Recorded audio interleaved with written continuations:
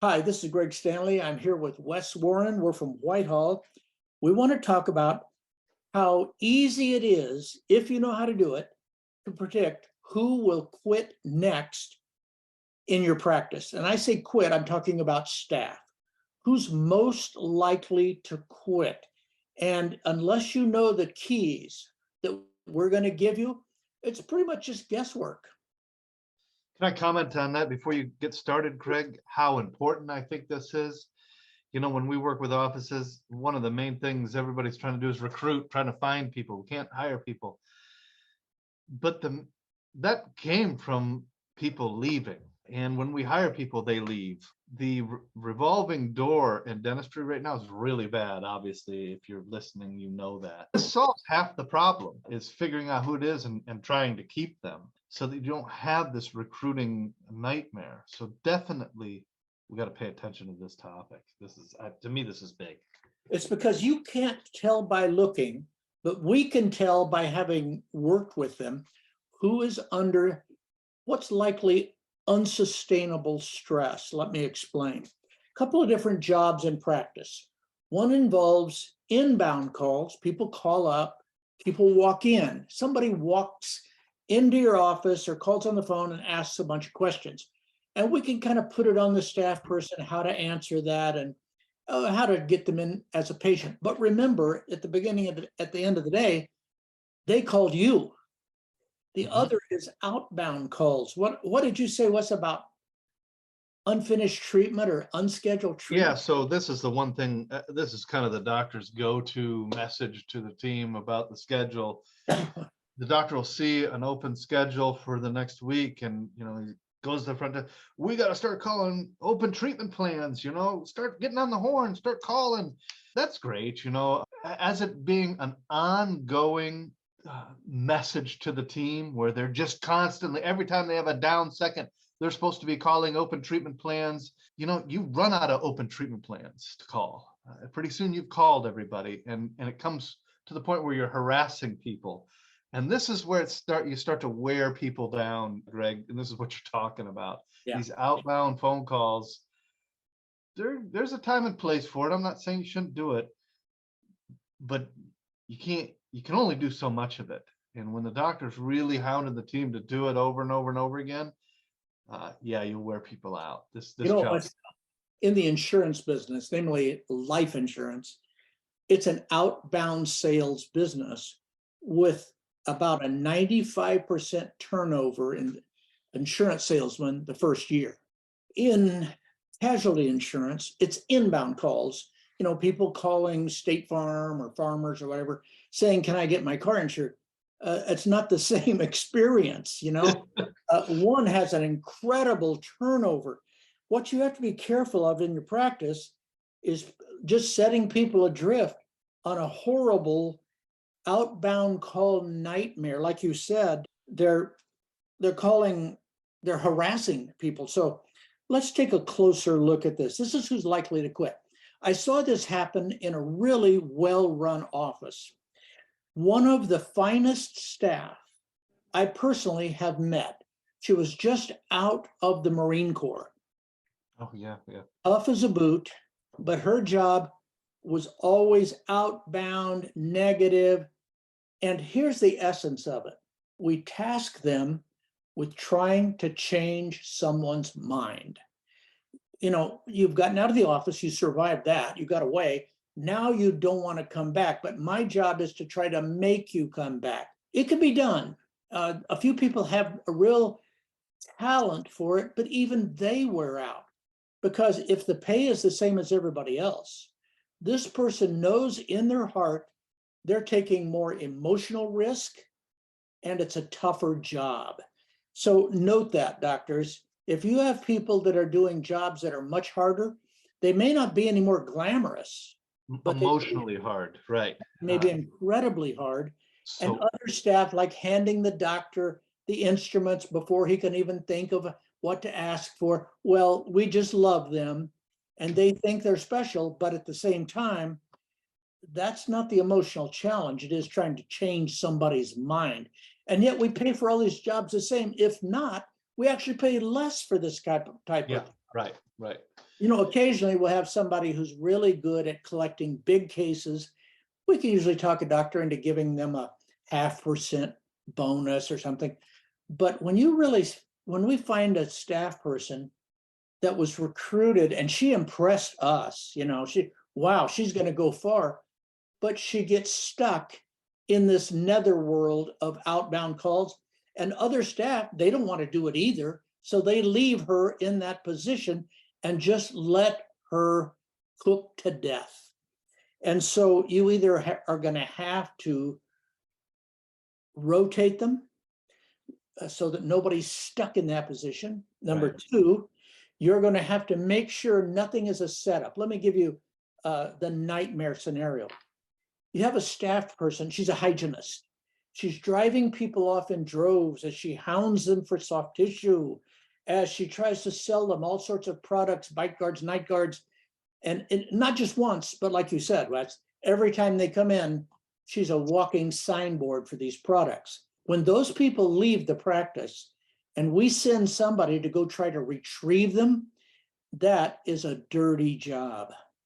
Yeah, it's And tough. nobody's going to stick with it very long. And some of your best talent can end up being lost in this melees.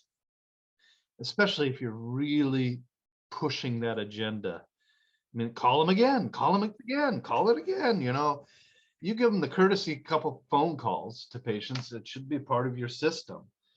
But anything more than that is Yeah, they tend to call until they are so discouraged, they think, whatever I'm getting paid here, it's not worth it. that's pretty common, the sequence, just so for people that miss hygiene, people that leave without an appointment with the doctor, restorative, both. Go get them. It's 2 weeks, it's 1 month, 2 months, 3 months, and then you there's a system, you know, and then you go 6 months. That's the sequence from when they left the office. To ask them to do more, like get out the list, you're gonna wear people out. You're gonna wear them out. Let me tell you where this leads, besides people quitting your office. That's what you worry about. But you know, they can quit in your office. Let me explain. They just simply get so tired of failing at this impossible task of constantly trying to change people's thinking. They drift off task. They literally find themselves teaming up with another staff person to help them with their job, to make their job a little easier. And by the way, it's an easier job. It's something they can find meaning in, they can sink their teeth in. And pretty soon you turn around and nobody's calling the missed appointments, nobody's doing the dirty work. This cannot be done by one person until they leave. That's another good point, Greg. The shuffling of the deck of the day, missed appointments, cancellations, last minute. If this gets out of hand and your team at the front desk is constantly having to put the day back together, meaning an unreasonable amount. So what we'll see typically is around 10% of the hygiene deck gets shuffled a day or two before that day. And they've got to kind of put it back together, and maybe 5% ends up being open. So, but if it starts to get outside of that, where they're dealing with 20% of the day, where they're having to call. So we'll take an example, Greg. There's 20 appointments in hygiene, right? Normally speaking, you should have around 2, maybe 3 that you're trying to fill because people called and canceled a couple days before the appointment. But when that number starts to get to 5 and 6, that they're trying to fill 5 and 6 of those appointments a day, and this persists, this is how the practice operates, you're going to wear people out at the front. And if you're sitting there with a super high expectation of them actually doing it, right, you're going to crush them. Yeah, right. So it's solving that. Obviously, that's not the topic. I'm solving it, and it can be solved. Those ratios I just talked about, if you're having a lot of missed appointments, it can be solved. But you'll wear people out if they're just constantly trying to fill these spots that pop open. And obviously that happens on the doctor's side too. So you'll wear people out. Absolutely. You have to kind of have an outlook of, well, I'll try to hang on here by my fingernails until somebody else quits, and we'll give this nightmare of a job to somebody else, a new person. And that some people survive that. That's fine. but it's a strange way to do business. It'd be better to have a certain day where somebody sequesters themselves somewhere where they're not interrupted, and they make these outbound calls. And I know one thing you're big on, Wes, is keeping track of how many calls, how many connected, how many succeeded, et cetera. Sure. Yeah. Because some of these things, when we really track it closely, it's not even really worth doing It's pretty low. sometimes. Yeah, absolutely. So So watch them for drifting off task, because they're always busy, but they're not doing the job you left them to do. I've got one, Greg, as far as candidate that could lead, that's, on the way out. What I've found over the last couple of years is when your pay scale gets out of whack by around $2 to $3 an hour, you're risking losing them. No matter how much they like you, no matter how much you like them, $3 an hour is enough where they will leave you. And that has kind of been proven to me over the last couple years. $1 to $2, depending on your work environment. If it's nice office, you're probably not going to lose them. But when it gets to $3 or $2.50 or $3, you're going to start losing people. That theory about the devil you know versus the devil doctor outside the office you don't know, about It's $3. $3. It's about $2.50 to $3. Now We'll you check that have out. to go online. This is changing so fast. You have to go online and Indeed and do searches for positions to see what the market is, what other doctors are advertising, and make sure your people are inside that zone. And so if you've got a player that's been there, is well experienced, they need to be near the top of what's being advertised out there. If they're new, they need to be near the bottom of what's advertised. If you're outside those bounds by $2 or $3, you're going to have exodus going on in your practice, period. I know why you try to pretend this is not happening. Because once you do step forward and say, hey, I looked at the numbers, you should have another $2 or $3 an hour, then you have people at your door wanting more money who probably really weren't in your mind as worthy of it. They were just just kind of putting up with them. And that's your fear, is you'll get bum rushed for more pay. But at the same time, to not acknowledge it is a sure way to lose those people, the good ones. You're going to lose people, and you're going to have, obviously, it's tough to replace people. That's the whole retention is a big deal. So yeah, Can I throw one more out there? Our doctors are very good about committing to going out and looking for great talent. Mhm. And sometimes they get lucky and mistakenly get one. Let me explain by mistakenly. They bring somebody in that's so good, she could be running a major department at General Motors, or she's incredible. And the doctor sits there and talks to her, and she tells him right off the top of her head, hey, you need to be quicker with this. You need to be better with this. You need to charge more for the. In other words, she quickly sizes up the office and makes some incredible recommendations. And this is when the doctor almost ends up on the other side of the stick. And she's saying, hey, if you do this and you do this, I know I can collect it, or I know it'll work. And the doctor goes, well, I've always done things this way. Well, that's kind of the downside of bringing in some incredible staff. You can actually kind of push yourself this way, but you better be ready to be pushed. If I've never had a gifted kid, but I've heard about gifted kids that in class they can act out and when they and cause problems, and when they get down to it, it's because they're bored. It's not a challenge for them. It's the same with super staff.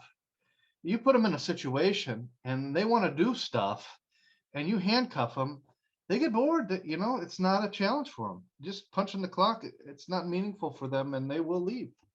Yeah. You will lose good people if you don't give them a challenge.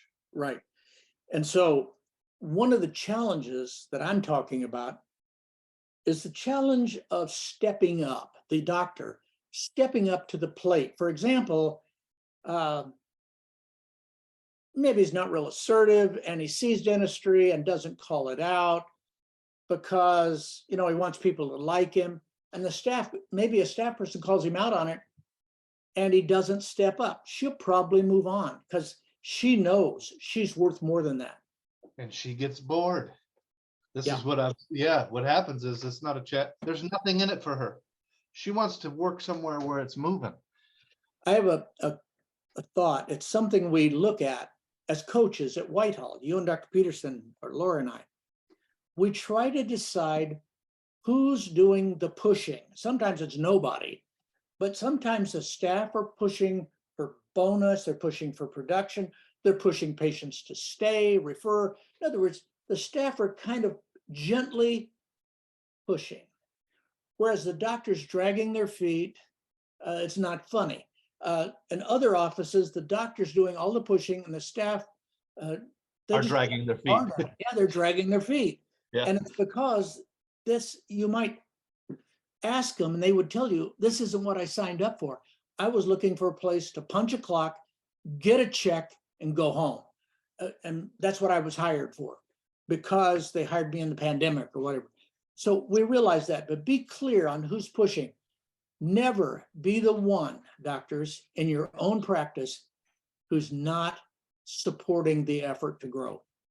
Yeah, absolutely. I got one more, as far as people that I identify as being on the, suicide watch, as far as want to leave practice, not happy, it's an undervalued assistant. And they might be undervalued for a reason. I'm not saying that but what tends to play out in most offices is that you got 3 or 4 assistants that you work with. And usually one turns out to be the one you really like. You would rather have this person over the other ones.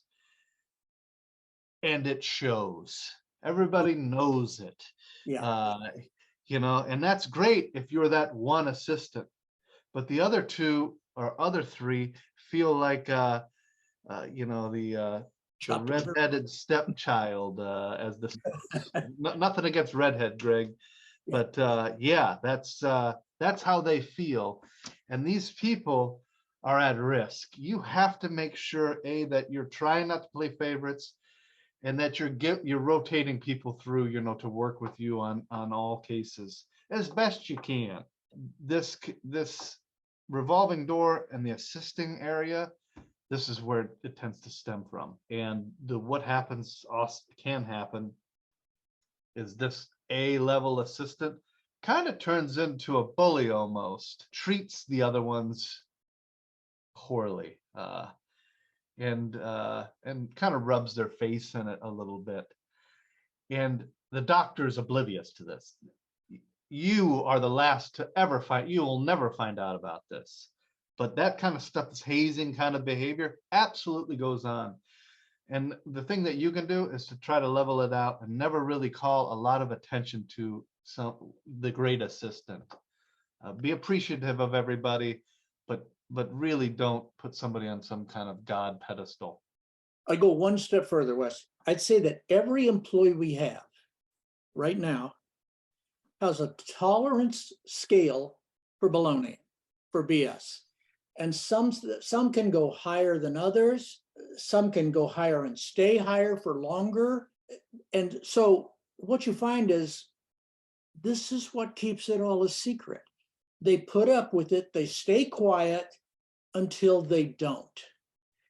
And the most you'll get is somebody saying to you, a doctor down the street just offered me another $4 an hour. And sometimes it's true, sometimes it's a ploy, but you want to get to the bottom of that real quick. Because if you got to sit them down, really deprogram them, listen to why they're saying that. If it's more than just money, we need to talk about it. If it's just money, well, sometimes it's not as much as they might be. We'll say, I can give you $2. They say, yeah, I can give $2, but I don't want to take her gas anymore. Yeah, right. That's what's a combination. So And they'll take that gas for $4 an hour. That's what it boils down to. About 2 months. Okay, very good. This is what I wanted to talk about as I listened to you consulting. You know, we're having trouble finding great people, but a couple things. One, yeah, we have trouble finding them. And at the same time, we're losing good ones. And number two, sometimes we get them and they're actually too good. So we want to get to the bottom of that, help you move forward. All right, thanks for listening this week. Thank you.